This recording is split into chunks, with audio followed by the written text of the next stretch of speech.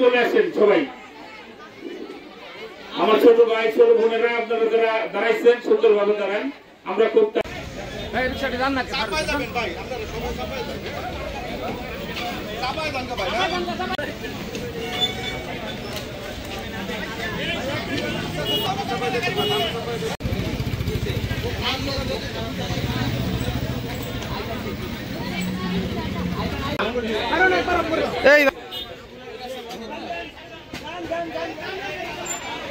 সুবর্ণা আক্তারকে ধর্ষণ ও হত্যা করা হয়।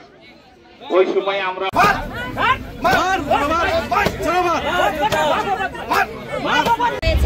হত্যা করা হয়েছে, তাই আমরা ওদের বিচার চাই, যেমন করেই হোক ওদের ফাঁসি চাই।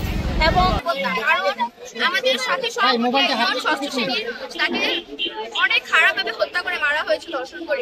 আমার মেয়েমারা রাসেল সাব্বির ধর্ষণ করে মারা, ধর্ষণ করে তাকে হত্যা করা হয় আওয়ামী লীগ সরকারের আমলে। গত 27 জুন আমাকে অপহরণ করা হয়।